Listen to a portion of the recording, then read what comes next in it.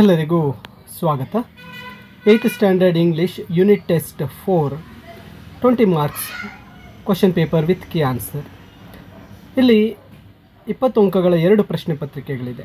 ಒಂದು LBA ಇಂದ ಮಾಡಿರ್ತಕ್ಕಂಥ 20 ಅಂಕಗಳ ಪ್ರಶ್ನೆ ಪತ್ರಿಕೆ ಹಾಗೂ ಇನ್ನೊಂದು 15 LBA ಮತ್ತು 5 ಮರುಸಿಂಚನದಿಂದ ಮಾಡಿರತಕ್ಕಂಥ ಪ್ರಶ್ನೆ ಪತ್ರಿಕೆ ಮತ್ತು ಕೀ ಉತ್ತರಗಳು.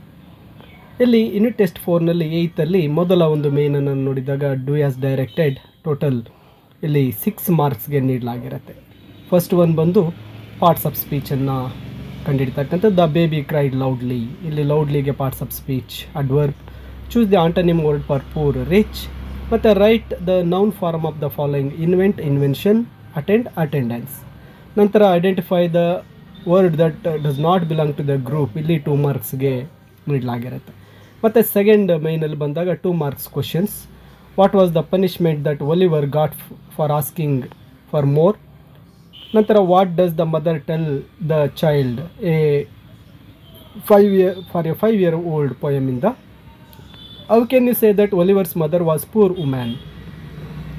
ನಂತರ how as the mother treated the other animals.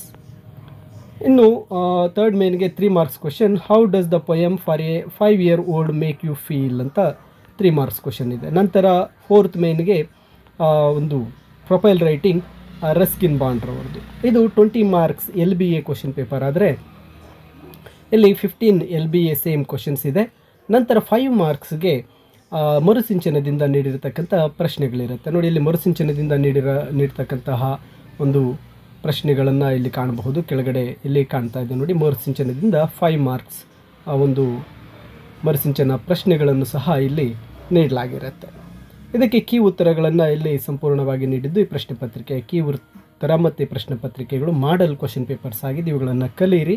Unit test 4 ಇಲ್ಲಿ 3 ಅಂತ ಬಂದುಬಿಟ್ಟಿದೆ. ಯೂನಿಟ್ ಟೆಸ್ಟ್ 4ನ ಒಂದು ಕೀ ಆನ್ಸರ್ಸ್ ಇಲ್ಲಿದೆ.